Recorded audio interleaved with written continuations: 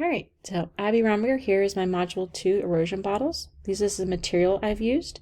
I did find that the X-Acto knife worked better than scissors once again to cut things. So I'll cut off the tops of my water bottles here. And then I am using the directions that were given here. So I'm starting to use now cups for my buckets. And so here are my buckets. I'm starting to cut the holes in them. I did find once I started putting the string in that I wish I had gone from the inside if that had been possible, because I created this kind of hard inside part of that, and so it was kind of hard to get the string through. It kept getting caught. I also cut my string too long, and so I kind of just wrapped it around it twice so the bucket would be closer to the edge of the water bottle. So that seemed to work out pretty well. So I went outside, I gathered up some dirt, and filled up one water bottle and put a layer of dirt in the other two of the thin layer. And then I kind of started collecting material around my patio because it's paved, and so I was kind of curious what was happening. So I have the soil, and then I picked up some river rock. It's right next to most of my pavers on the patio. And then the other thing that I have next to my patio is mulch, tan bark. So I picked up some tan bark here and put on top of the other thin layer of soil. So I have my 3 water bottles. I have, again, river rock, tan bark, and then just regular soil. And so here I am ready to go. So I put my buckets on, and then I have a video going through me pouring in some water. I did find that my watering can leaks pretty well from the inside, so I felt as if I was watering the one, it's kind of watering the rest of them. So I actually did this once again, that we'll see here in a second, because I just didn't feel like, I don't know, the water can worked so well. So I can see what I kind of expected, but the next I tried a hose, and that also kind of went well, not as well as I expected, because once again I think I got some water into the cup, and it also kind of, because I was trying to keep it low power, it was kind of just coming out more towards the end again.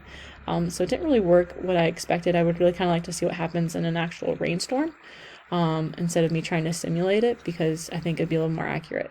But I can see here that my soil did not have as much water in it as my other two.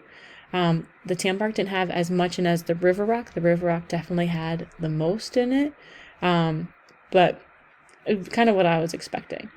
So then I had my 3 nieces, and they really wanted to try it. And so I think they really enjoyed it. So that was really cool. They had a fun time. So we did decide to redo it one more time where we had fresh soil in, because they wanted to see, because they weren't sure about how that had. So I liked the fact that we did again, because they realized that the soil didn't have any that time. And then the one wanted to kind of flip it over and see what happened if they tilted it. So that's kind of cool. Some connections among STEM practices. This fit with the NGSS 4E SS2 standard, where them demonstrating a knowledge and making observations and measurements to provide evidence of the effects of weathering or the rate of erosion by wind, water, ice, or vegetables. And so this would obviously be by the water. And so that's the NGSS standard that I related this demonstration to. And again, I think it was clear how this relates to the erosion. When I looked at this, it actually gave me also the framework. So I'm including that in here as well. So science and engineering practices that plan and carrying out investigations, and then it also talks 2 different disciplinary core ideas, and then also the cross-cutting concepts that it has here. So as I said, when I got to the NGSS standards, it also had this, so I posted that in here as well so we could talk about that. And then the last thing is how it relates to page 38 in our book, that figure 5.2. And so under science, I have that we are kind of planning out and carrying out an investigation. So, right, trying different resources and modules and different types of things and materials in each bottle. We were obtaining information from this, and we were designing solutions to what we could put in our bottles. And then I also had design and carry out models, and then also making sense of problems and persevere in solving them. So that is all of my recording here. This was a really fun experience. My nieces liked it, and I think it was really fun.